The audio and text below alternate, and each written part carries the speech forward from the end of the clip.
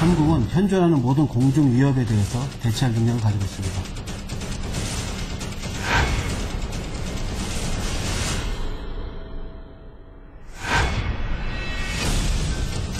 항적에 1.5m 이내까지 접근을 하게 되면 폭발하게 됩니다.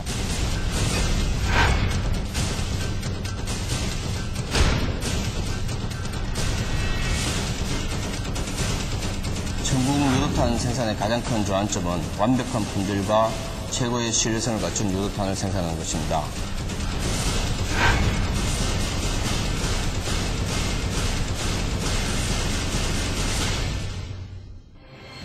안녕하세요. 밀리터리 시크릿 유용훈입니다. 나혜지입니다. 오늘 시간엔 아주 특별한 곳에서 진행을 하게 됐는데요. 뒤에 보이시는 이곳이 아주 낯익은 분들도 많으실 겁니다. 전쟁기념관인데요. 전쟁기념관은 지난 반만년간 우리나라를 지켜온 얼이 담겨 있는 호국의 전당으로 우리나라 유일의 전쟁사 박물관입니다. 네, 우리 민족이 다시는 전쟁의 참극을 겪지 않도록 실천적 결의를 다지는 곳이기도 한데요. 이렇게 호국의 문화 공간에서 밀리터리 시크릿이 함께한다니까 굉장히 감회가 새롭습니다. 네, 그만큼 저희 밀리터리 시크릿도 보다 알찬 모습으로 여러분들을 찾아뵐 수 있도록 노력하겠습니다. 앞으로도 많은 관심과 성원 부탁드립니다. 국내 미사일이 제작돼 더 이상 해외에 의존하지 않아도 된 한국. 단거리 대공미사일 천마와 휴대용 대공미사일 신궁, 그리고 중거리 대공미사일 천궁까지 이제 국내 기술력으로 우리 상공을 철통수비한다. 천궁 시스템의 강점으로는 동시 교전 능력과 높은 명중률이 있고 그다음에 짧은 작전 반응 시간과 작전 준비 시간을 자랑하고 있습니다. 이와 같은 대공미사일은 지상 또는 해상의 기지에서 발사해 공중을 비행 중인 항공기 또는 미사일을 격추하는 지대공 미사일로 불린다. 만약 서울로 침투하는 적기가 탐지되면 사거리 5km 내외는 신궁, 10km 내외는 천마, 40km 중거리는 천궁이 담당, 적기를 타격하게 된다. 정밀 호밍 방식에 의해서 유도가 되므로 적기에 직접 직격하거나 또는 근접 신관이 작동해서 적기의 방향과 거리를 측정한 후 이 정보를 탄두에 넘겨서 탄두가 적기가 오는 방향으로 집중적으로 폭파하게 되겠습니다. 그동안 우리 군이 주력한 중거리 지대공 미사일은 호크 미사일과 나이키 미사일. 그러나 도입된 지 40년이 지난 낡은 나이키 미사일로 날로 증가하는 방공 위협에 대처하기 힘들었던 게 사실. 북한의 공중 위협에 제대로 대처할 만한 신형 미사일이 지급했다.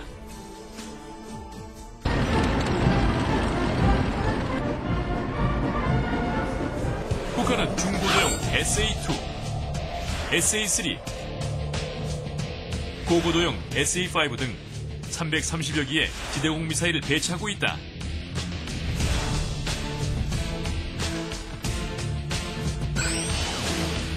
이에 한국 휴대용 대공미사일로 불리는 신궁이 개발되는데,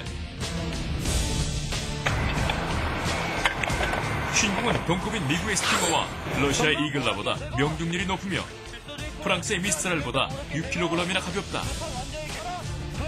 이로써 육군 보병이 휴대하기 더욱 편리해진 것은 물론 근접 신관 기능을 갖고 있어 목표물이 1.5m 반경에 접근하면 파편이 폭발, 적기를 격추하도록 설계됐다.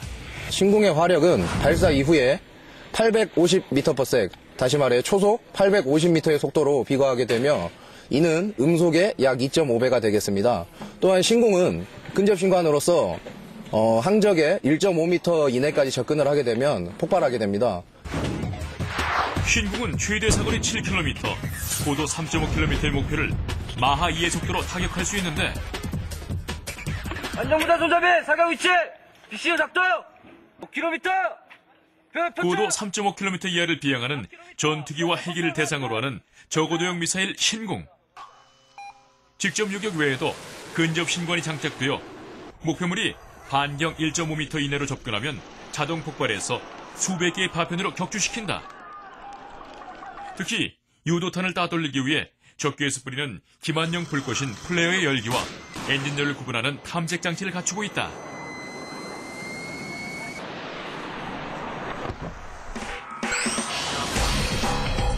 하늘의 말이라는 이름의 단거리 미사일 천마. 우리 군에 실전 배치되면서 공중 공격의 대응 능력이 향상됐다. 만약 서울에 가상의 적기가 탐지되면 사거리 9에서 10km 안으로 들어온 적기량의 천마를 발사, 마하 2.6의 속도로 발사 10초 만에 적기를 요격하게 된다. 또한 5km 이내의 낮은 고도로 침투하는 적기를 20km 밖에서 탐지할 수 있는 것은 물론 80% 이상의 높은 명중률을 보인다.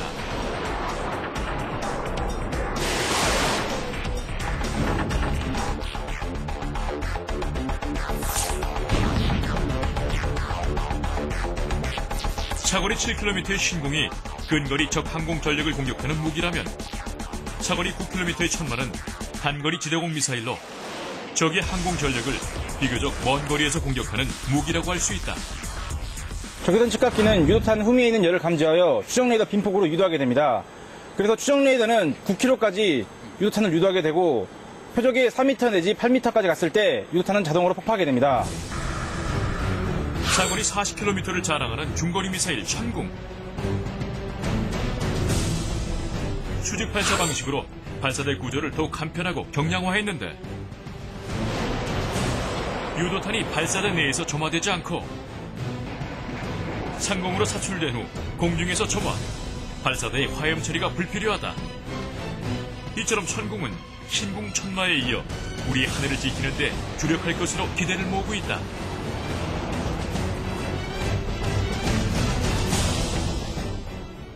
저 또한 군대 생활을 해봤지만 미사일 분야만큼은 전혀 들어보지 못했던 군사 기밀이었죠.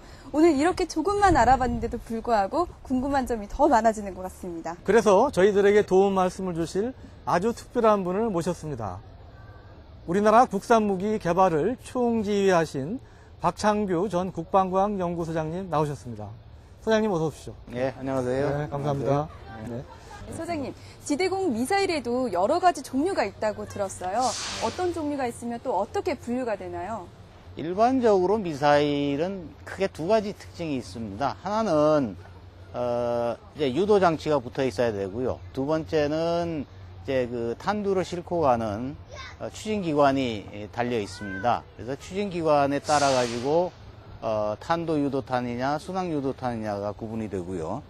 또 하나는 그 용도에 따라 가지고 전술 유도탄이다, 전략 유도탄이다, 이제 그렇게도 구분이 되고요.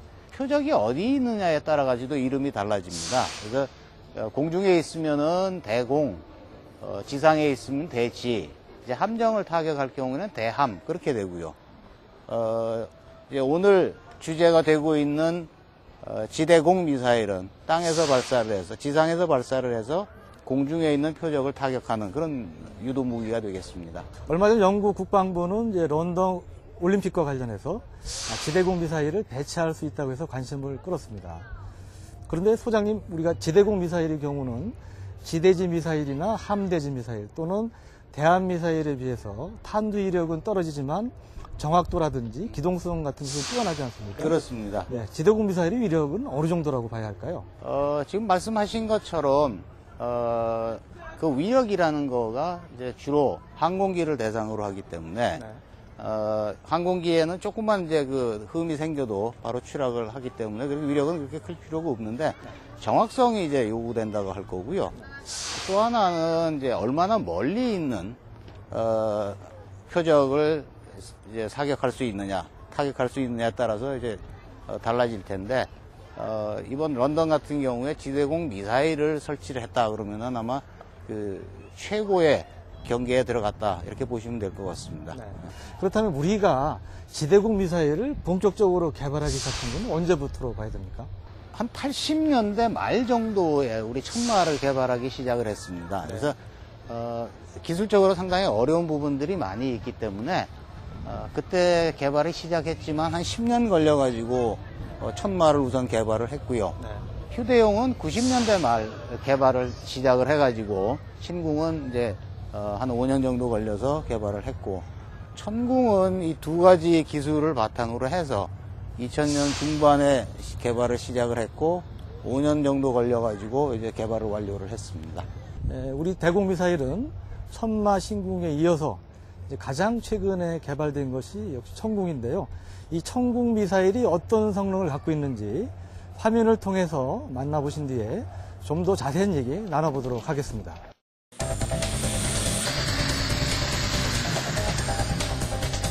누구도 도망갈 수 없는 무기 천궁. 중거리 지대공 미사일이 국내 기술로 개발됐다.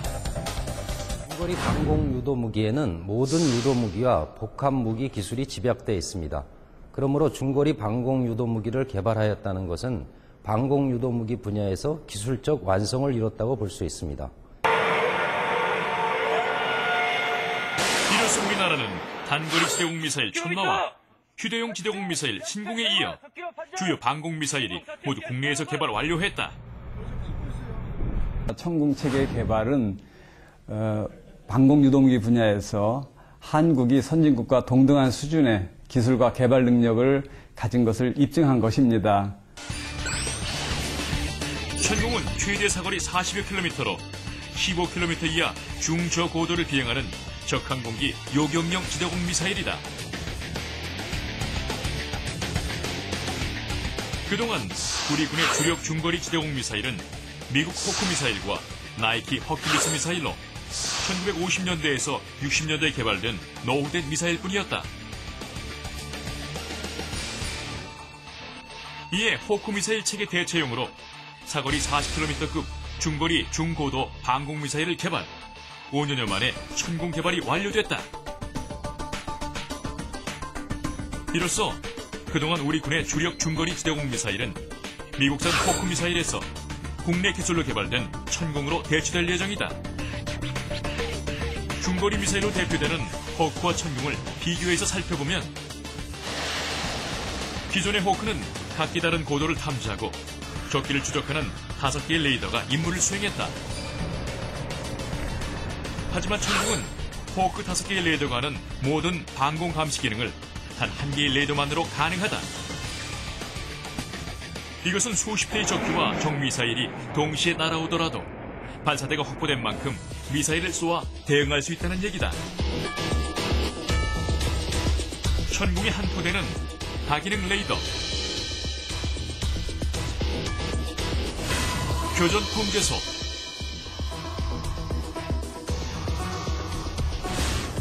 발사대와 8개의 유도탄으로 구성된다.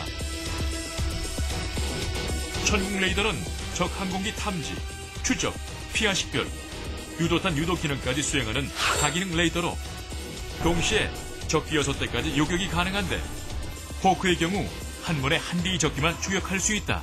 천궁 작전 통제소는 자동화 방공 체계에 연동돼서 방공 작전을 수행합니다. 교전 통제소는 작전 통제소의 지휘를 받아서 실질적으로 교전 임무를 수행합니다. 두 통제소의 주요 핵심 요소는 연동이 되겠는데 저희들은 고속 데이터 링크 프로토콜을 개발하여서 높은 상호 운용성을 구현하였습니다. 또 천궁은 수직 발사 시스템을 갖췄다. 고압가스를 이용해 미사일을 공중으로 띄우면 이후 상공에서 점화가 돼 유도되는 형식이다. 호크는 적기가 날아오는 위치를 예측해 적기 진행 방향 쪽으로 발사대를 향하게 한 뒤 발사하지만 천궁은 미사일의 발사 시간을 최대한 단축하기 위해 추직으로 발사하는 것이다. 이처럼 추직으로 발사되는 중거리 지대공 미사일 개발은 러시아, 프랑스, 대만, 일본에 이어 우리나라가 5번째로 그 의미가 크다고 볼 수 있는데 천궁 생산의 가장 큰 주안점은 완벽한 품질과 최고의 신뢰성을 갖춘 유도탄을 생산하는 것입니다. 이를 위하여 국방 요구 조건을 만족하는 최적의 환경 조건에서 고도의 숙련된 작업자들이 초정밀 작업과 시험 및 점검을 수행하고 있으며 저희 생산에서는 통계적 품질 관리 및 주요 부품의 추적성 관리를 기반으로 한 세계 최고 수준의 유도탄을 생산하겠습니다.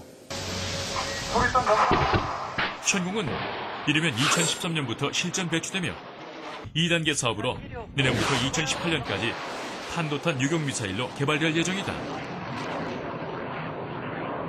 이것은 한국형 패트리엇 팩3 개발의 토대가 마련됐다는 의미이기도 하다.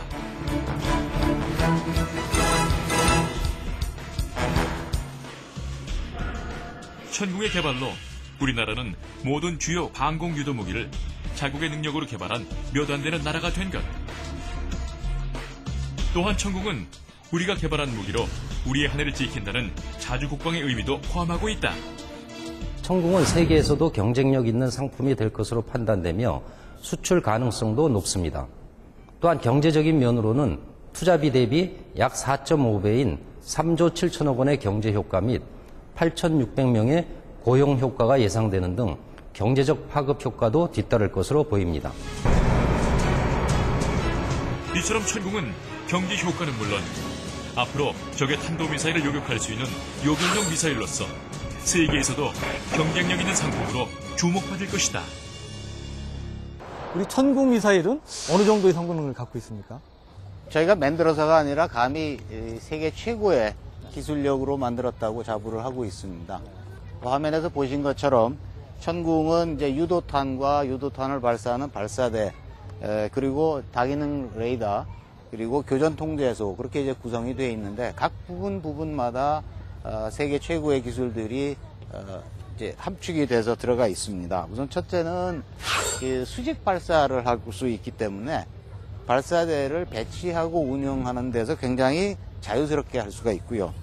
두 번째는 이 회피 기동을 항공기들이 많이 하는데 이 회피 기동하는 그 속도보다도 훨씬 빠른 속도로 유도탄이 쫓아갈 수가 있고요. 그리고 쫓아가서 모든 화력을 그 표적을 향해서 집중시킬 수 있는 그런 이제 탄두 기술이 그 속에 녹아 들어가 있습니다. 또 하나는 대전자전에 특별히 강하게끔 이제 만들었고요.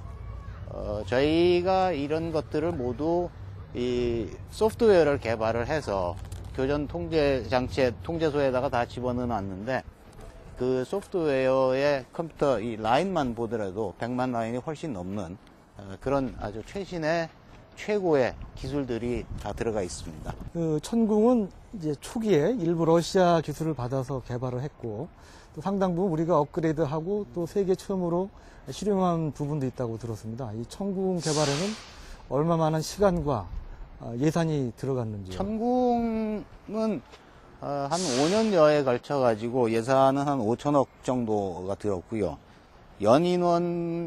연구원들만 해서 한 1,400명 정도가 투입이 됐었습니다. 네.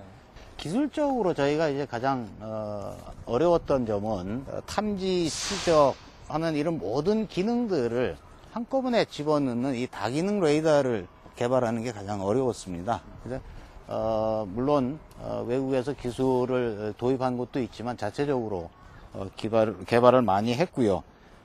개발 시험 단계에서도 여러 번 실패가 있었습니다. 다행스러운 거는 저희가 세계 최고의 지대공 미사일을 개발을 하겠다는 그런 소위 사명감을 가지고 임해서 지금까지 왔다고 생각을 합니다. 짧은 시간 안에 발전은 했지만 그래도 나아갈 길이 먼 것은 분명해 보입니다. 우리나라가 앞으로 지대공 미사일 무기체계 부분에 있어서 어떤 점을 보완해야 되며 또 어떤 대안점을 가져야 할까요? 이제 공중에서 소위 날아오는 위협들을 따져보면은 이제 전투기, 항공기들이 있을 거고요. 그 다음에 유도탄 종류가 있을 거고, 요새는 또 이제 우주 무기들이 등장을 하기 시작을 했습니다. 그래서 천궁까지 개발함으로 해서 중고도를 비행하고 있는 항공기에 대해서는 충분히 이제 방어 능력을 확보했다고 볼 수가 있고요.